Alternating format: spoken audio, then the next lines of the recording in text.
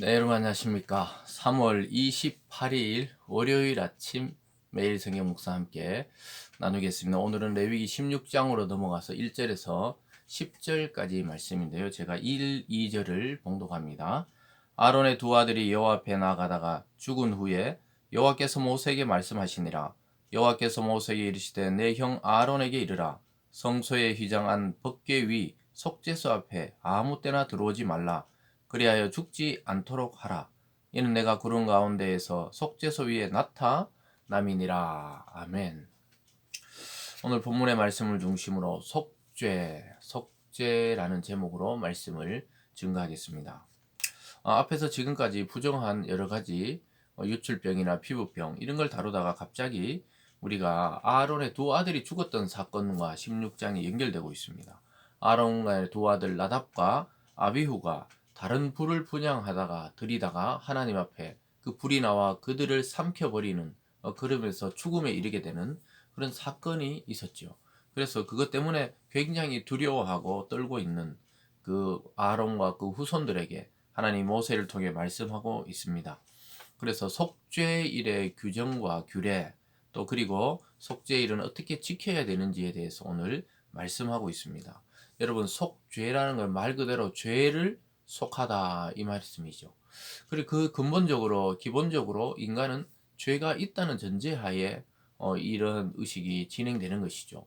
그래서 아무리 깨끗한 사람 또는 직분이 높은 사람도 이 당시에 제사장도 백성도 모두 하나님 앞에 자기가 죄를 짓고 싶어서 짓는 게 아니라 인간의 본성상 죄악을 가지고 태어나기 때문에 하나님 앞에 나아가서 반드시 1년에 한 번 하나님의 성소 안에 아무나 들어가는 것이 아니라 대제사장이 들어가서 그것을 죄를 속함으로 백성의 죄와 제사장 자신의 죄와 모든 죄를 하나님이 속해 주겠다는 약속입니다.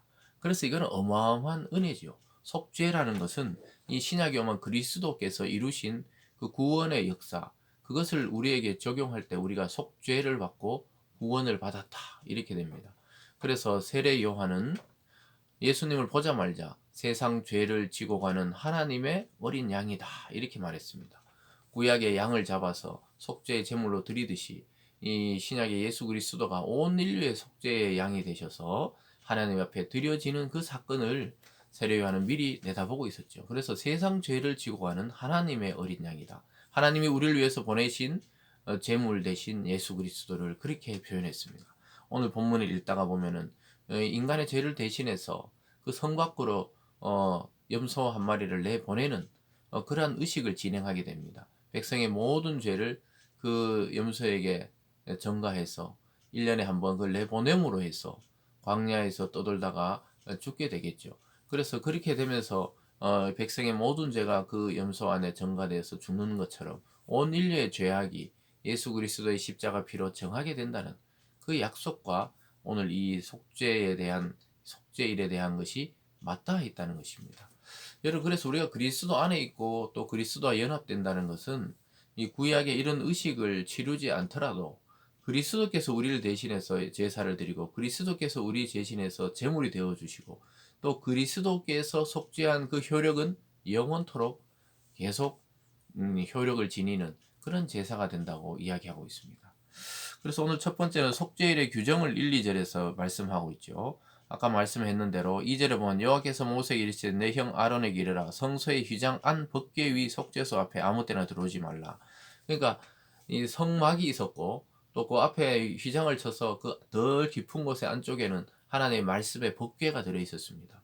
그곳에는 1년에 한 번 대제사장만 들어갈 수 있도록 휘장을 쳐서 보호했던 것이죠.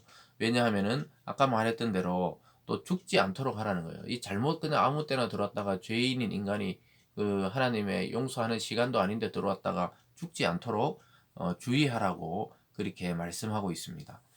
그래서 속죄의 시간에는 대제사장만 홀로 들어가서 자신과 백성의 죄를 1년에 한 번씩 속할 수가 있었습니다.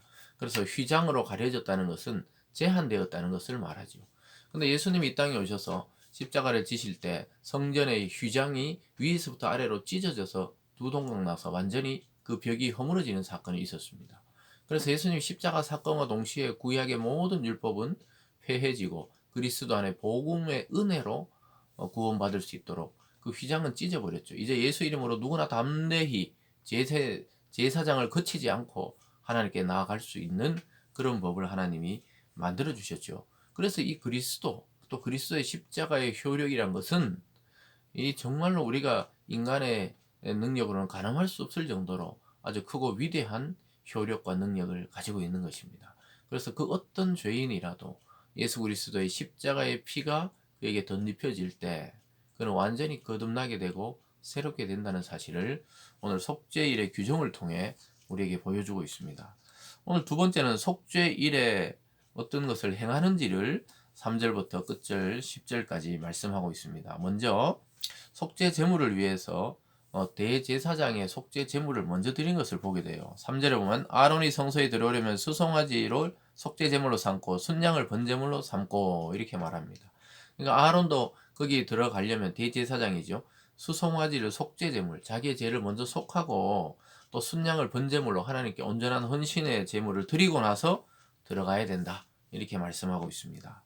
그리고는 뭐 4절부터는 옷 입는 방식이죠. 거룩한 세마포 속옷을 입고 세마포 속바지를 입고 세마포 띠를 띠고 세마포 관을 쓸지니 이는 거룩한 옷이라. 물로 그의 몸을 씻고 입을 것이며 이스라엘 자손의 회중에게서 속죄 제물을 삼기 위하여 순염소 2마리와 번제물로 삼기 위하여 순양 1마리를 가져갈지니라. 먼저 자기가 하나님께 속죄 제물을 드리고 나서 그리고 거룩한 옷으로 갈아입는다. 평소에 입던 화려한 옷이 아닌 검소한 옷, 하나님 앞에 세마포 옷을 입고 몸을 정결하게 하고 이제 백성들의 속죄 제물을 순양 2마리와 또 순양 1마리, 염소 2마리 이것을 들고 하나님 앞에 나가라 이렇게 말씀하고 있습니다. 그래서 여기서 먼저 하나님이 요구하는 것은 대제사장의 정결을 요구하고 있습니다.